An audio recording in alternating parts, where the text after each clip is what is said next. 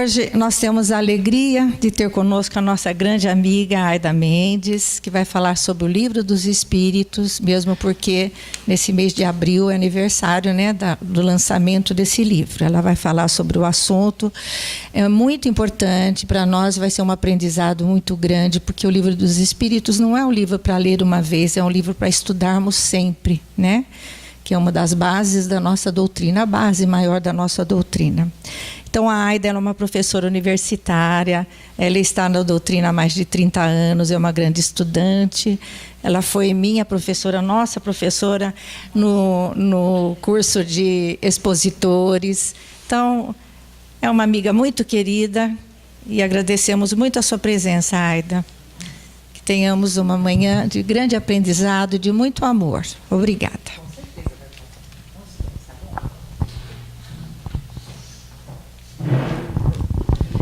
Bom dia a todos. É com muita alegria que eu volto aqui novamente para fazer essa palestra, ainda mais o Livro dos Espíritos, que é o nosso grande arcabouço da doutrina espírita. Então, eu estou muito feliz, agradeço a Deus, agradeço a Sandra e todos aqui da mesa que me proporcionaram essa oportunidade de trazer informações sobre o grande livro da doutrina espírita, que é o Livro dos Espíritos. Este livro que mudou o pensamento, mudou a concepção, abriu uma nova era para a humanidade. Eu dividi o trabalho que vou explanar, que é a palestra que eu vou explanar, está dividida em 3 partes. A primeira parte é a contextualização, ou seja, vamos ver o momento na França, no mundo, em que o Livro dos Espíritos veio. Vamos ver um pouco de Kardec, que foi o seu codificador. Nós não podemos falar de Livro dos Espíritos sem nos falar do codificador, que é Kardec. Então, nós vamos ver um pouco disso e aí nós vamos fechando a nossa explanação efetivamente com o Livro dos Espíritos. Então, vamos caminhar aqui. Nós estamos aí vendo 162 anos de Livro dos Espíritos. Por quê? Porque o Livro dos Espíritos, ele foi lançado em 1857, em 18 de abril. Nós não estamos ainda em 18 de abril, mas como não teremos uma palestra no próximo domingo falando sobre o Livro dos Espíritos, eu antecipei e já coloquei aí 162 anos do Livro dos Espíritos, que é o grande livro que abriu para todos nós esse conhecimento e nós vamos ver hoje. Então vamos lá, vamos dar sequência. Nós vemos aí a figura de Jesus e Kardec. Jesus, na passagem de João, lá, está escrito o seguinte: eu rogarei ao Pai e Ele vos dará outro Consolador, a fim de que esteja sempre convosco o Espírito da Verdade, que o mundo não pode receber, porque não o vê nem o conhece.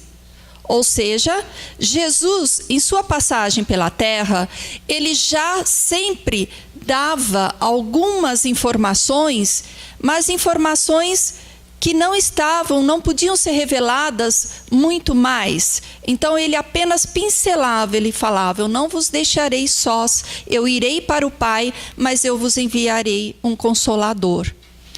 Mas esse Consolador teria que vir no momento apropriado, teria-se que ter um desenvolvimento da humanidade, um desenvolvimento científico, um desenvolvimento da sociedade. E é isso que nós vamos ver a seguir. Então, nós vamos chegar aqui na França. O que está acontecendo naquele momento? Em 1500, 1600... Porque assim como Jesus teve um preparo antes de Jesus chegar, veio os ensinamentos de Moisés, veio o Decálogo, então já se anunciava a vinda do Messias. Assim como se anunciava a vinda do Messias, também Jesus anunciou a vinda do Consolador. Mas para esse Consolador chegar, muitas coisas tinham que vir juntas, tinham que acontecer.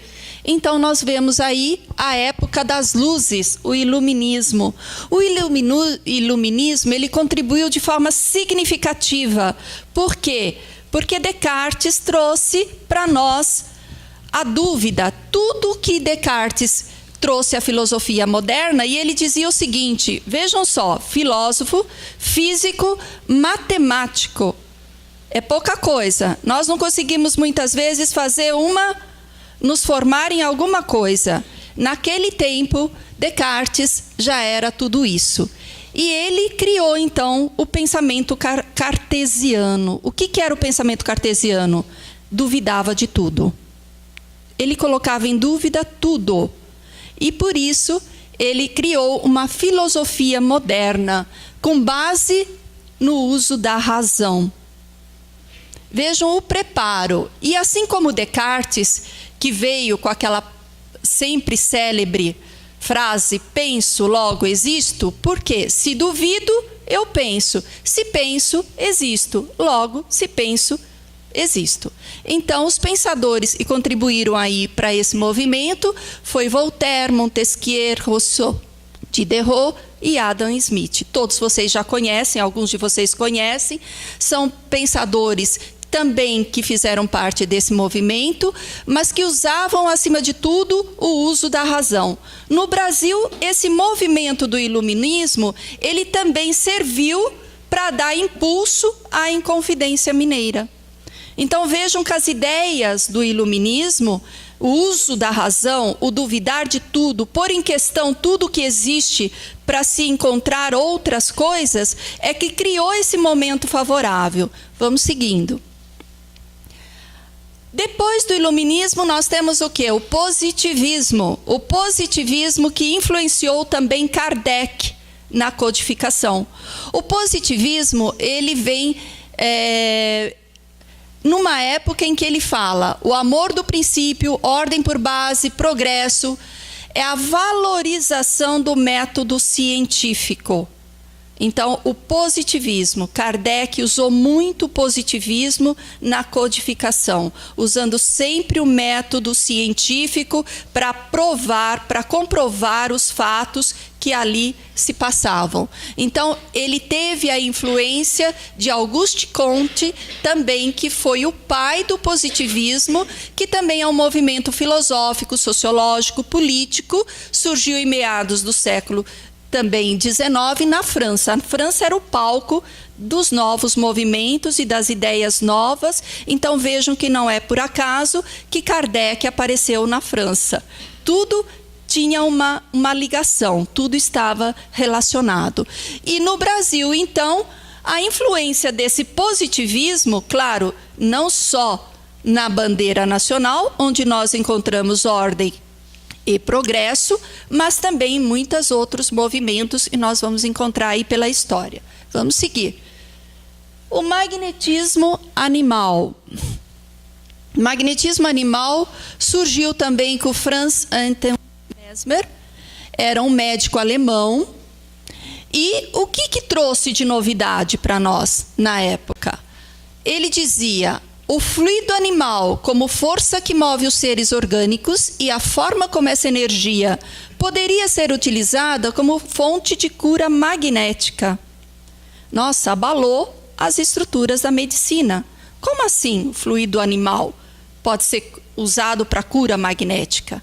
Vejam como isso, naquele momento, abalou as estruturas da época. E dizia mais: a doença seria apenas uma desarmonia no equilíbrio da criatura, e que todos os corpos da natureza, é o próprio homem, com maior eficácia, atua sobre o próprio homem. Será que Mesmer estava tão enganado? Nós estamos vendo isso hoje. A neurociência mostra isso, e a ciência já vem de encontro ao que o Mesmer estava falando lá atrás. E Kardec estudava também o magnetismo. Kardec também fazia esses estudos. E também sofreu a influência de Franz Mesmer. Vamos seguir. E nós temos outra personagem importante na vida de Kardec, que foi o Pestalozzi. Por quê? Porque Pestalozzi também, o educador da humanidade, ele veio transformar a educação da época.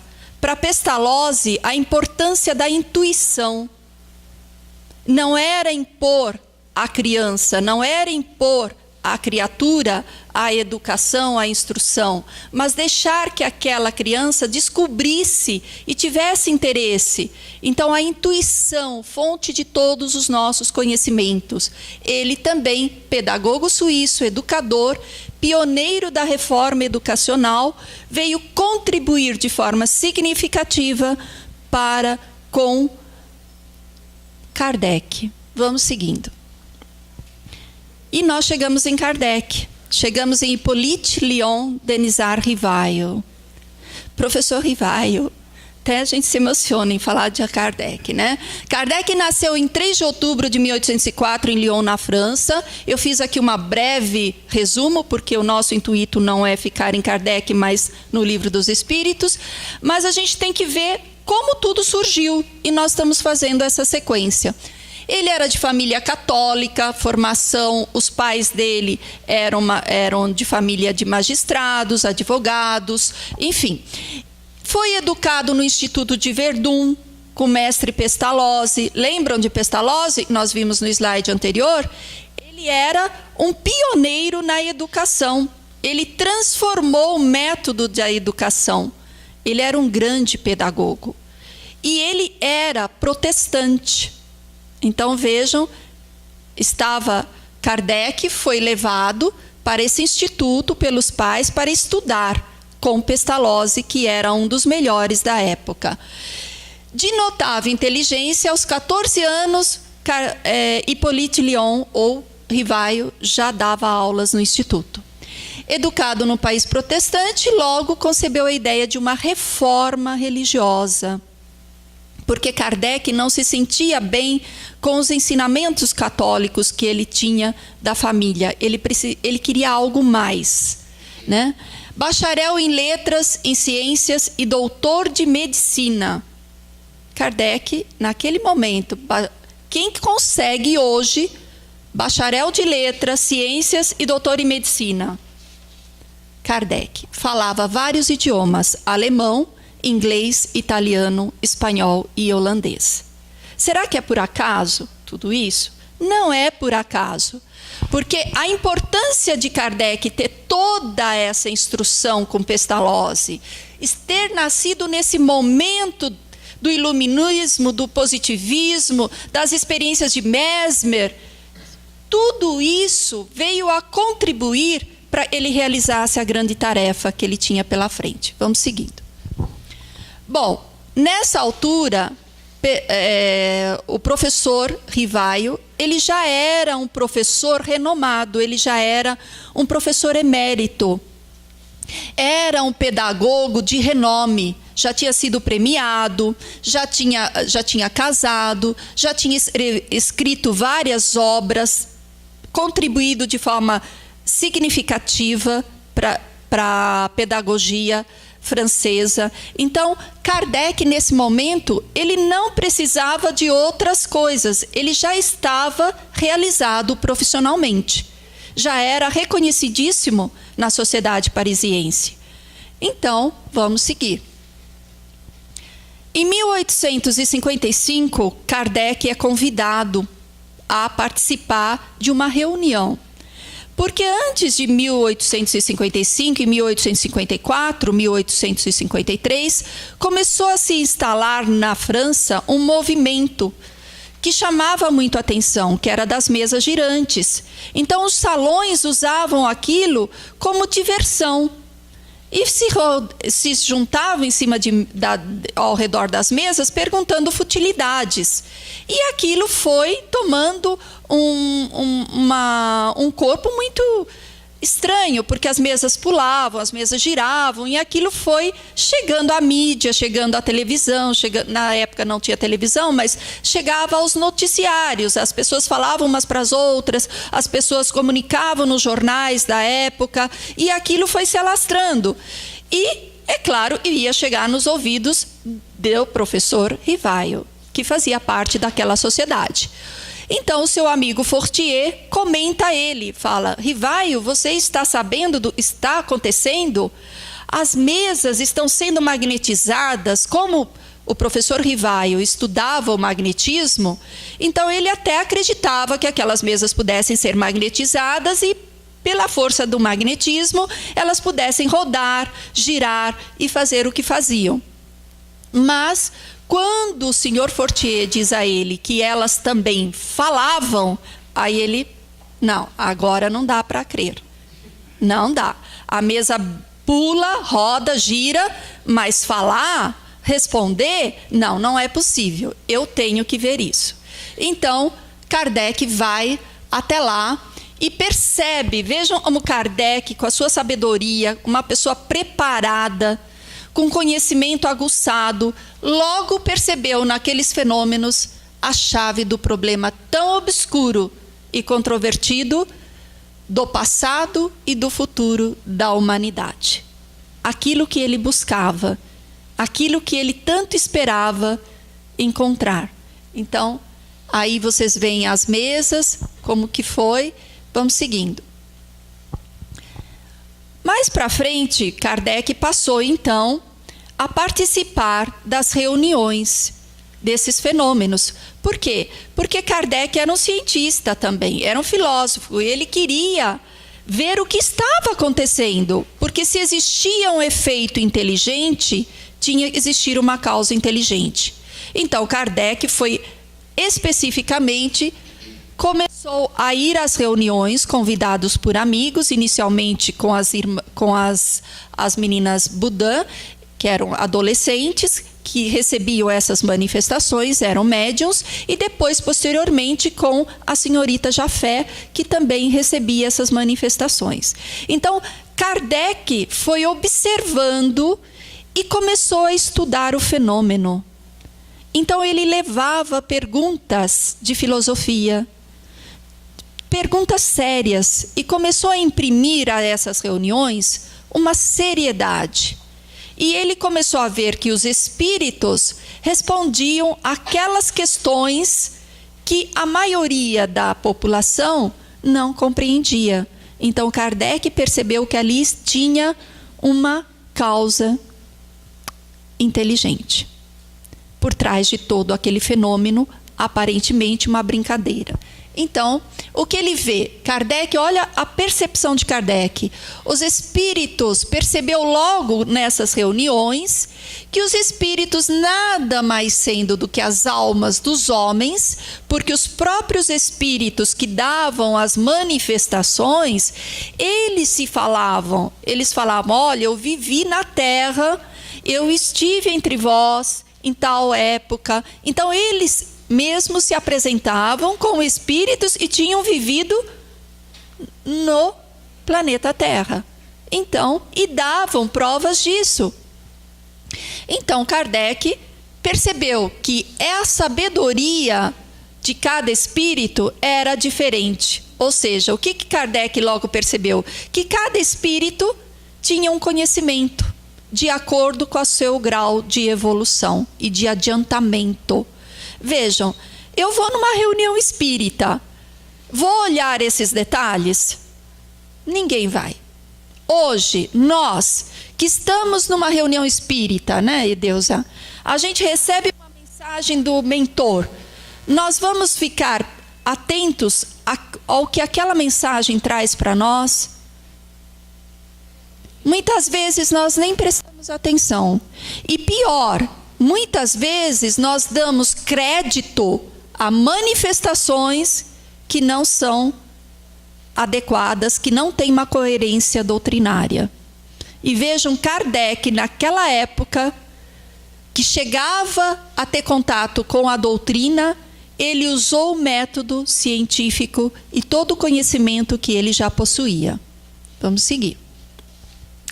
Bom, durante essas reuniões que Kardec foi realizando, ele recebeu do espírito Zéfiro, né? Disse a ele da missão. Ele falou: Kardec, você tem uma missão a realizar. e falou para ele que o conheceu numa encarnação anterior, quando ele era um sacerdote druida céltico, 2000 anos antes de Cristo. Então vejam, Kardec não era qualquer pessoa. Era uma pessoa que já tinha tido um contato com todos esses conhecimentos. Era uma pessoa que era vegetariano lá nas Gálias. Então vejam, e não é qualquer coisa. E é interessante, eu trouxe esse aqui para vocês verem, que se vocês forem a Paris, lá no cemitério Montmartre, vocês vão ver que o túmulo de Kardec, ele é muito parecido com as edificações célticas.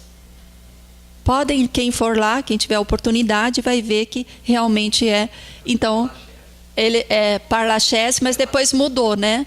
Ele saiu de um e foi para o outro. Bom, então, isso daí é só para ilustrar. Mas, pode seguir. O método. Qual que foi o método de Kardec? Kardec usou colaboradores mediúnicos insuspeitos, ou seja, tanto da parte com relação à moral, quanto à pureza das faculdades mediúnicas. Olha só, uma pessoa que mal conhecia a doutrina espírita e já impôs um critério rigoroso. Análise rigorosa das comunicações do ponto de vista lógico, bem como do seu confronto com as verdades científicas. Ele estava para estudar o fenômeno. Coerência das comunicações. Kardec não aceitava todas. Kardec buscava a coerência nas comunicações, porque vinham comunicações de vários lugares, de várias partes do mundo. Kardec falava vários idiomas e podia mandar as questões para outras partes do mundo. E ele recebia e fazia o filtro. O consenso universal, ou seja, concordância de várias comunicações dadas por médiuns diferentes. O consenso universal é fundamental e é aí que está a força da doutrina espírita, na universalidade dos ensinamentos. Vamos lá? O codificador. E foi assim que mais de 10 médiuns ajudaram no trabalho e foi da comparação e da fusão de todas essas respostas, coordenadas, classificadas, muitas vezes refeitas no silêncio da meditação, que formei a primeira edição de O Livro dos Espíritos. Kardec era muito inteligente e sábio, mas ele queria levar esses ensinamentos de forma simples, de forma que qualquer pessoa com nível de instrução maior ou menor pudesse compreender aqueles ensinamentos e o que ele achou por bem fazer, mesmo sendo estudado a filosofia e tendo um grande conhecimento filosófico, ele achou por bem fazer nos moldes de Platão, que era como o diálogo, perguntas e respostas. É muito simples. Eu pergunto, você responde. Então, o Livro dos Espíritos, ele foi elaborado de uma forma simples, para que todos nós pudéssemos estudá-lo e compreender os seus ensinamentos. Vamos seguir. E aí nós temos, então, o lançamento do Livro dos Espíritos, a 18 de abril de 1857. A primeira edição de O Livro dos Espíritos, ela foi editada apenas com 501 perguntas. E por isso que está aí a primeira edição muito... já vocês veem aqui bem fraquinho, 1857. Então, esse é o primeiro livro. Pode seguir. Pode seguir. A segunda edição, ela surgiu em 18 de março de 1860, ou seja, 3 anos depois. E aí sim, ela já veio ampliada e definitiva, com 1019 questões. E os colaboradores, quem foram? Kardec, Espírito da Verdade, Sócrates, Platão, Santo Agostinho, Swedenborg, São Luís, Fenelon, São João Evangelista, São Vicente de Paulo e outros. Alguns desses nomes estão lá nos prolegômenos, lá do Livro dos Espíritos. Vocês podem ver, inclusive, a mensagem que eles dão. Eles fazem um prefácio do Livro dos Espíritos e estão lá relatados. E muitos outros não estão lá, mas também fazem parte da obra, que ajudaram Kardec. Então, vejam como Kardec tinha uma ajuda fantástica. Mas para que esses espíritos de luz e superiores pudessem ajudar Kardec a realizar a tarefa dele de trazer essa doutrina espírita, Kardec precisava fazer a parte dele. E ele fez dignamente. Estudou, se preparou, foi buscar conhecimentos, já era totalmente renomado na França, era um educador, um pedagogo de renome. E, nesse momento, o que Kardec faz? Ele coloca Filosofia Espiritualista, o Livro dos Espíritos, e assina como Allan Kardec. Ele não põe o nome de Hippolyte Léon Denisard Rivaio. Será não para ele... porque ele não sabia o que ia ser essa obra também. E esse trabalho não era dele, não era do professor Rivaio. Esse trabalho era dos espíritos. A doutrina espírita foi uma ciência revelada, ela é uma revelação dos espíritos superiores. Então, esse trabalho, ele foi trazido, esses conhecimentos foram trazidos pelos espíritos. E no Brasil, a primeira edição do Livro dos Espíritos, ela data de 1875 e foi traduzida aí por Joaquim Travassos. Vamos seguir. Aqui nós vemos Herculano Pires também, que o Herculano Pires ele faz uma introdução no Livro dos Espíritos, ele fala sobre a obra, ele fala sobre o livro, e Herculano Pires, segundo Emmanuel, é o metro e melhor mediu Kardec. Então, estudioso também, filósofo. E ele diz, com este livro raiou para o mundo a era espírita. Nele se cumpria a promessa evangélica do Consolador. Espírito de verdade é o código de uma nova evolução. Pode seguir. Trouxe a doutrina espírita. Pode seguir. E aí nós temos os prolegômenos. O que é? O prefácio. O prefácio que é relatado por todos eles espíritos e contribuíram na elaboração do Livro dos Espíritos. E ele diz o seguinte: os tempos marcados pela providência para uma manifestação universal estão chegados, abrindo uma nova era para a regeneração da humanidade. Então, esse livro vem contribuir para que nós possamos fazer parte desse processo de regeneração da humanidade, absorvendo seus conhecimentos. Continua. Aí ele tem também esse desenho, os prolegômenos, né? Pode continuar. E os espíritos superiores falam que o corpo é a cepa, o espírito é a seiva e a alma é o espírito unido à matéria, que é o bago. Então vejam o significado, tudo tem um significado. A cepa é o emblema do trabalho do Criador. Espiritismo e espiritualismo. Então, quando Kardec resolveu fazer o Livro dos Espíritos, claro, pela orientação dos espíritos superiores, ele precisava diferenciar o Livro dos Espíritos do que já existia da época, porque espiritualismo sempre existiu. Manifestações mediúnicas sempre existiram ao longo da história. Nós temos vários relatos que, se nós pegarmos a Bíblia, o Evangelho, muitas passagens nos mostram que já existiam manifestações mediúnicas. Não da forma que conhecemos hoje à luz da doutrina espírita, porque a doutrina espírita explica essas manifestações de forma científica. Ele mostra leis que nós não conhecíamos antes. Mas, o que ele diz? Ele diz para nós, para a nova doutrina, para a nova, precisava ser um novo nome. Então, o espíritos. Se os espíritos que ajudaram a fazer a doutrina, então espiritismo e doutrina dos espíritos. E na generalidade, o espiritismo se liga ao espiritualismo, na generalidade. Porque o espiritismo, nós professamos a doutrina espírita, nós acreditamos em algo além da matéria.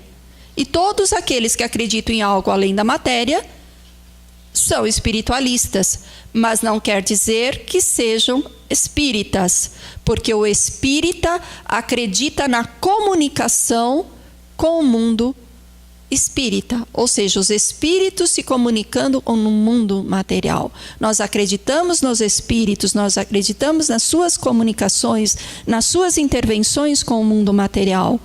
Nós somos espíritos, nós somos imortais, nós somos eternos, nós morremos aqui, como a Sandra falou no início, nós estamos aqui num intercâmbio de aprendizado, mas voltaremos para a nossa pátria espiritual, que é de lá de onde viemos e para lá retornaremos.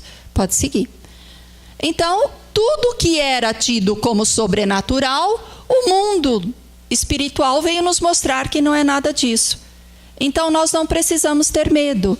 Nós não precisamos agora, tudo está relacionado, é o que ele diz, as comunicações entre o mundo espírita e o mundo corpóreo pertencem à natureza e não constituem nenhum fato sobrenatural. O que acontecia é que nós não tínhamos o conhecimento de como esses fatos ocorriam. Então, nós, por falta de conhecimento, acreditávamos em milagres e fatos sobrenaturais. Pode seguir. Aí nós temos o tríplice aspecto da doutrina espírita, que é filosofia, ciência e religião.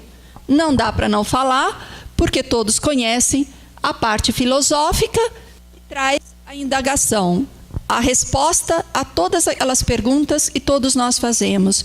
Quem eu sou, de onde vim, para onde vou, quando eu morrer, o corpo material morrer, para onde eu vou, por que eu estou aqui, para que eu estou aqui. Então, todas essas questões, elas são abordadas na filosofia, no aspecto filosófico. A ciência nos mostra como as manifestações ocorrem, nos traz uma amostra, nos traz como esses efeitos, esses fenômenos são realizados. Então, ele faz uma experiência através da lei de causa e efeito. E a religião, que não pode deixar de existir, que é a religião que transforma, com o conhecimento do livro dos Espíritos e com o conhecimento da doutrina espírita, ela vem revelar tudo aquilo que Jesus falou e que não pôde falar mais porque nós ainda não tínhamos condições de absorver o seu ensinamento. Vamos lá. E os princípios básicos da doutrina espírita? Então, a doutrina espírita está calcada na existência de Deus, na imortalidade da alma, ou seja, nós acabamos de falar, nós somos espíritos imortais, a alma, ela sobrevive ao corpo. Então, tudo que eu faço aqui tem uma responsabilidade. Se nós formos bons, nós seremos bons também lá do outro lado. Se nós formos maus, enfim, nós vamos responder por aquilo que nós fazemos. As nossas ações, elas têm sim um grau de responsabilidade. Então, comunicabilidade dos espíritos, a lei de evolução através da reencarnação. Mas agora eu tomei conhecimento da doutrina espírita e eu não tenho tanto tempo para aprender, para fazer tanta coisa que eu queria. Não importa. O que nós aprendemos, seja em pouco tempo ou muito tempo, tudo é válido, tudo vai com a gente, tudo vai com o nosso espírito. O que nós aprendemos fica para o espírito, fica aqui dentro. O espírito não perde, o espírito não retroage, ele evolui. Esse é o destino do espírito. Ele nasce simples e ignorante, ele é criado simples e ignorante por Deus, até atingir a perfeição. E nós estamos nessa trajetória de evolução. E essa evolução, ela só é realizada através da reencarnação. com a oportunidade de voltarmos e continuar esse aprendizado. E vamos lá. A doutrina espírita, ela trouxe para nós uma ideia de Deus diferente daquela que nós já sabíamos. Até Kardec, todo mundo que queria definir Deus, o definia como uma pessoa, como um ser igual a nós. Então todo mundo perguntava: quem é Deus? Se você fala quem é Deus, você já está assumindo que Deus seja uma pessoa como nós. E na verdade, nós não sabemos o que é. Então Kardec foi de uma sabedoria, claro que inspirado pelos amigos espirituais, e primeira pergunta do Livro dos Espíritos: o que é Deus? E os espíritos respondem: o quê? Inteligência suprema, causa primária de todas as coisas.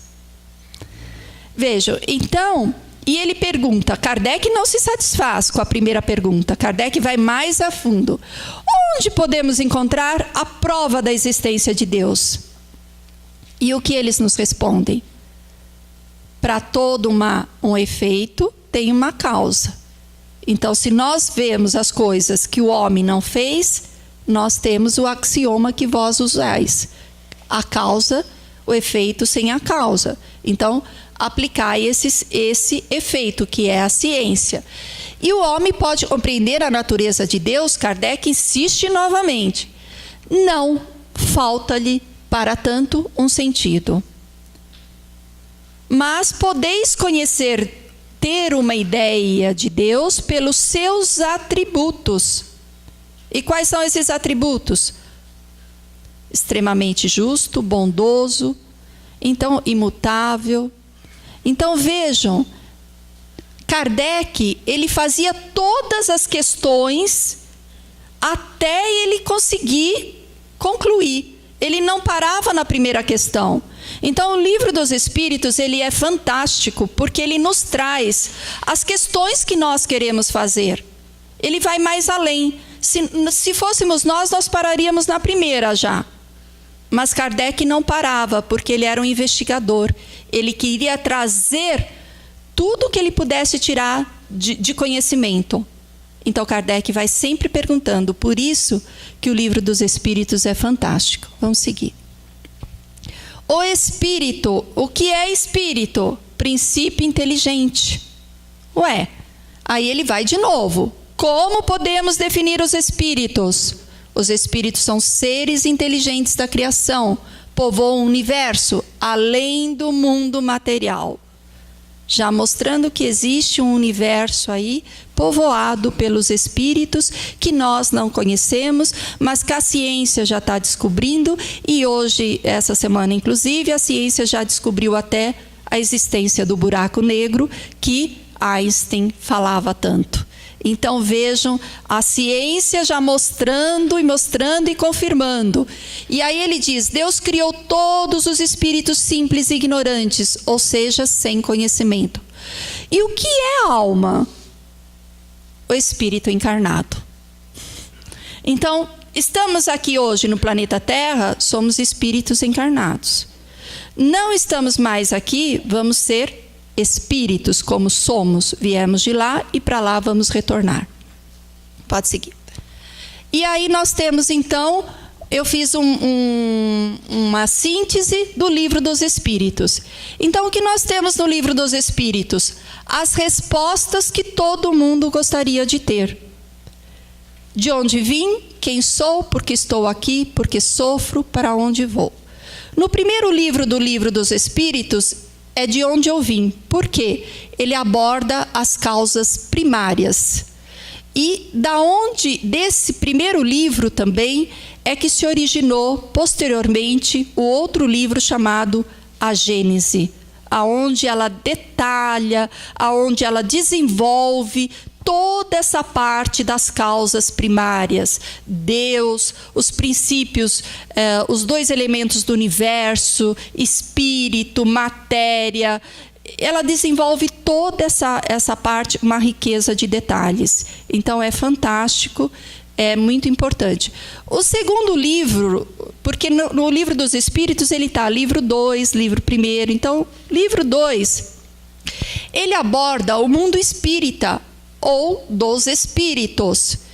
E ele também foi, essa parte do livro dos Espíritos também culminou no outro livro da codificação, que é o livro dos médiuns. Por quê? Porque ele fala do espírito, como se originou, as suas intervenções no mundo material. Nós estamos aqui hoje, nós temos vários espíritos aqui com a gente, também escutando a palestra, também aprendendo.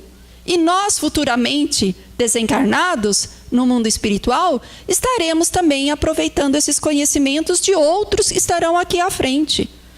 Então, essa intervenção, essa possibilidade, os fenômenos mediúnicos detalhados, a psicografia,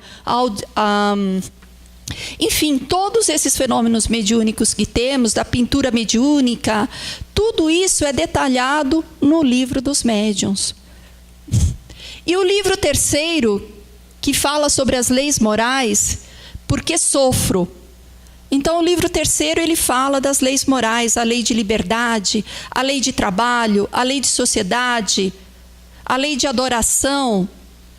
Todas essas leis são contempladas no livro dos Espíritos de forma muito detalhada. A lei de destruição, tudo isso é importante para a nossa evolução espiritual.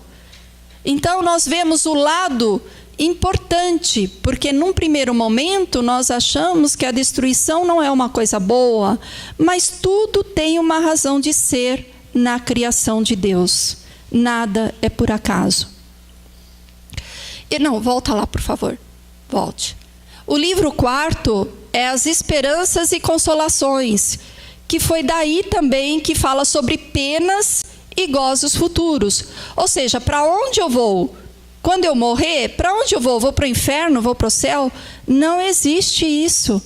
Kardec fala claramente. E os espíritos dizem a Kardec, não existe céu, não existe inferno.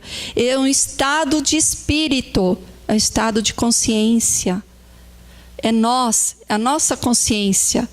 Então, ou seja, ele vem nos falar isso, com propriedade. E ele desencadeou, então, um novo livro da codificação, que foi o Céu e o Inferno. E vejam que o livro dos Espíritos, ele tem uma sequência lógica. Então, ele começa com as causas primárias, depois ele aborda o mundo espírita, depois ele nos traz as leis morais e depois as esperanças e consolações. Então, o livro é fantástico. Vamos seguir. Herculano Pires nos diz sobre o livro dos Espíritos, ele coloca uma informação muito importante para nós. Ele diz assim: a Bíblia é a síntese da antiguidade, o Evangelho do mundo greco, romano e judaico. O livro dos Espíritos é a síntese do mundo moderno. E ele diz: mas cada síntese não traz em si tão somente os resultados da evolução realizada. Encerra também os germes do futuro. Então vejam, muitas pessoas falam assim: ah, mas o livro dos Espíritos não disse tudo. Não, mas tem tanta coisa nova, a doutrina espírita, o livro dos Espíritos não tem tudo. Tem. Só que ele não pôde trazer tudo. Os Espíritos, em várias passagens do livro dos Espíritos e da própria codificação em outros livros, eles sempre falam: nós não podemos ir adiante. Vós ainda não tens conhecimento suficiente para poder absorver mais informações. Até aqui vocês podem, mais para frente ainda não dá. Vocês têm que desenvolver ainda mais a ciência, a filosofia, os conhecimentos e o próprio ser.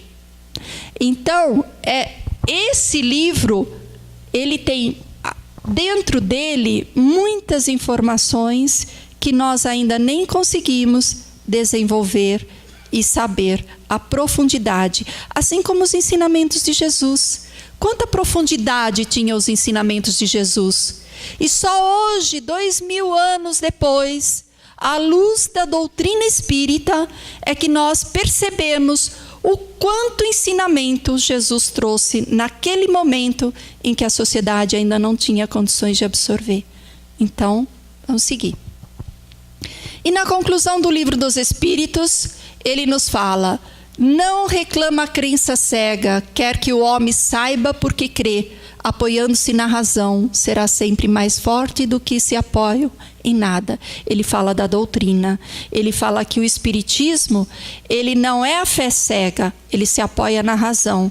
Então ele sempre vai sobreviver, mesmo que hajam ataques, como sempre existem, como sempre acontece, de dizerem: Kardec está ultrapassado. Os ensinamentos estão ultrapassados. Será que eles estão ultrapassados? Ou será que nós que não temos o conhecimento suficiente, não o estudamos suficientemente para entender? Vamos seguir.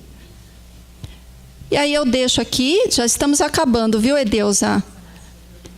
Nós estamos aqui, trouxemos aqui para vocês a frase célebre, né, que está no túmulo de Kardec, né?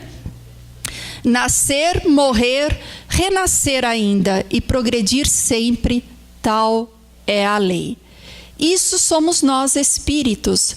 Nós nascemos, renascemos, morremos, né? Morremos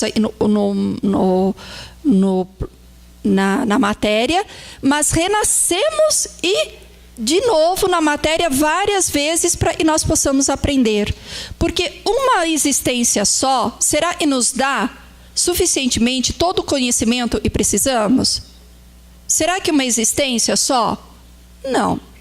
Nós precisamos de várias. E quando nós lemos o Livro dos Espíritos, aí que nós percebemos que nós precisamos de muitas e muitas e muitas outras existências. E ele diz: é pelo progresso moral e pela prática das leis de Deus que o homem atrairá para a terra os bons espíritos e afastará os maus. Mas os maus só deixarão quando o homem tiver banido o orgulho e o egoísmo. Então a gente quer que o mal vá embora. A gente não gosta do mal. Mas será que a gente já combateu o egoísmo e o orgulho que está dentro de nós? Então vamos seguir. Herculano Pires, eu já falei para vocês que é o que eu estou fazendo, eu trouxe algumas referências, só para vocês saberem, quem é Herculano Pires? Ela falou tanto durante a explanação sobre Herculano Pires. Herculano Pires é um filósofo, é um educador, era, porque ele já faleceu, né? Mas ele é um espírito de valor.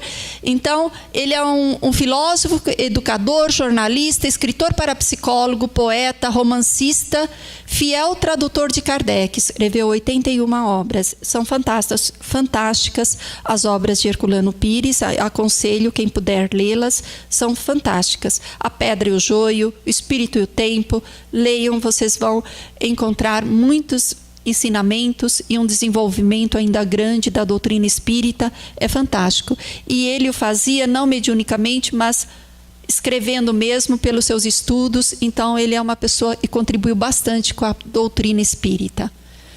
Então vamos seguir. E Herculano Pires diz para nós o seguinte: este não é um livro comum sobre o Livro dos Espíritos. Vejam só, ele com todo esse conhecimento, né, diz para nós, não é um livro comum, que se pode ler de um dia para o outro e depois esquecer num canto da estante. Nosso dever é estudá-lo, meditá-lo, lendo e relendo constantemente. Herculano Pires está na introdução do Livro dos Espíritos. Pode ir à frente. Estamos acabando. Isso aqui eu só vou mostrar. O Espiritismo demonstrando as relações entre o mundo físico e espiritual nos dá a chave de uma multidão de fenômenos. Lembre, ele abriu para uma nova era de conhecimento. E olha o que ele traz para a gente. Pode seguir. Einstein já falava lá atrás: eu creio no Deus que fez os homens e não no Deus que os homens fizeram. Então ele vem o que ele vem fazendo? Ele vem reafirmando aquilo que os espíritos disseram, aquilo que Kardec coloca. Vejam só. E diz mais: a ciência sem a religião é manca, e a religião sem a ciência é cega. O que vem de encontro com o que o Kardec realizou para todos nós, junto aos espíritos superiores. Pode seguir. Eu trouxe para vocês, isso eu só vou passar, não vou falar muito, mas são pesquisas científicas de uma pessoa, um canadense médico, diretor do Departamento de Psiquiatria da Universidade de Virgínia.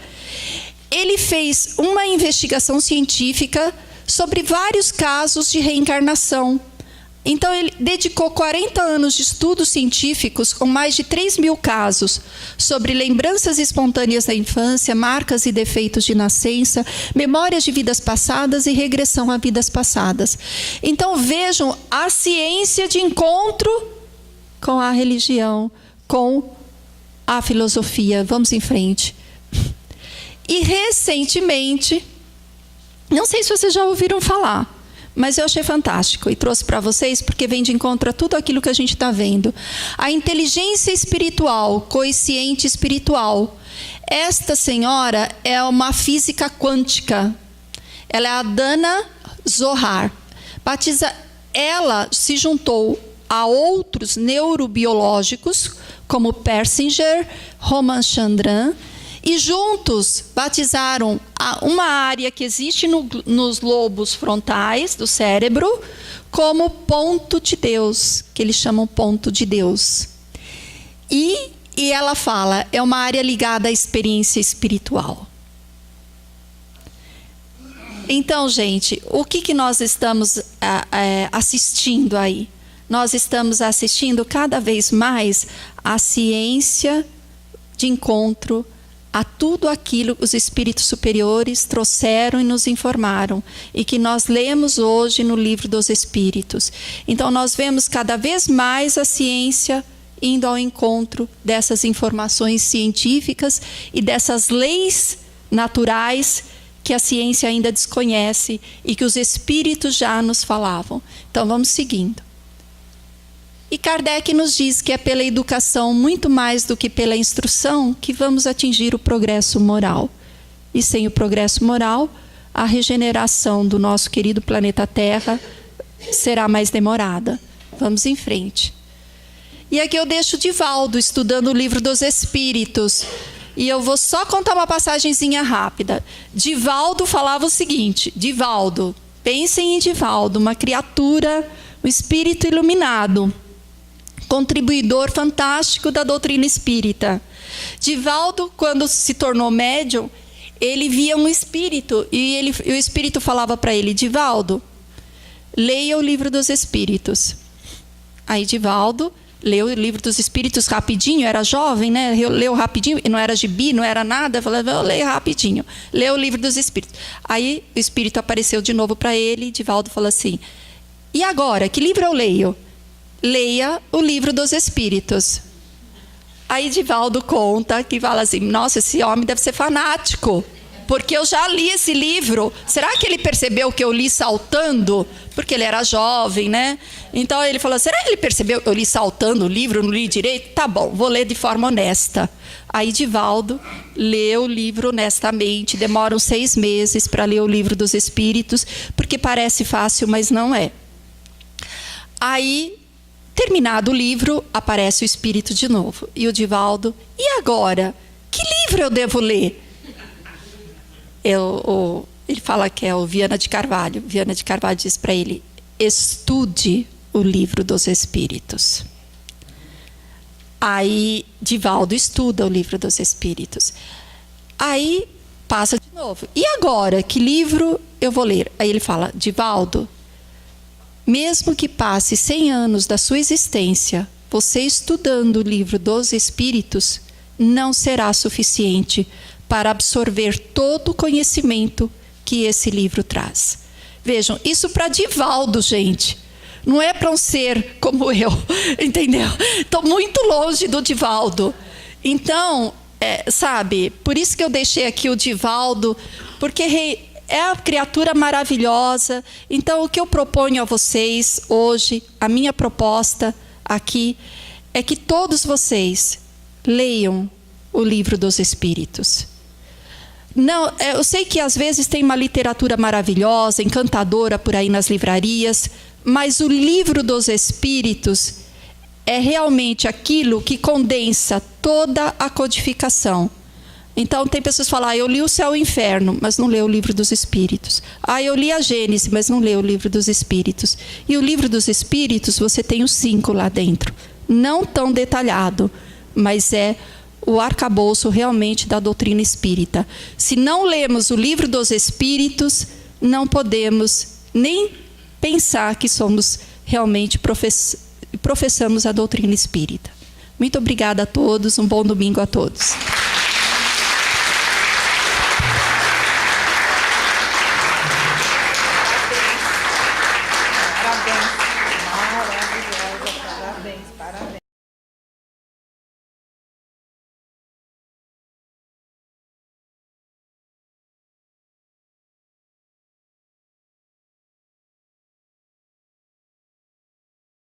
Por aqui, e eu tenho um recado mais do que especial.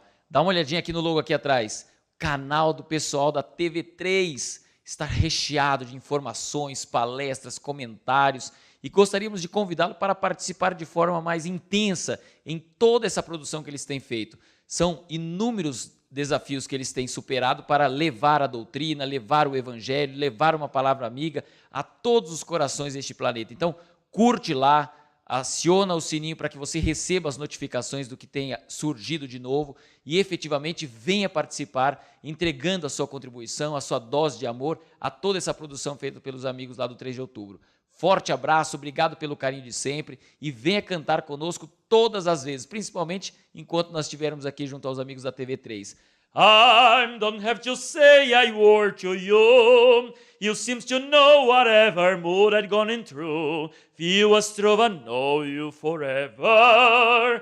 Amigos para sempre é o que nós iremos ser. Na primavera ou em qualquer das estações. Nas horas tristes, nos momentos de prazer. Amigos para sempre. Beijo forte!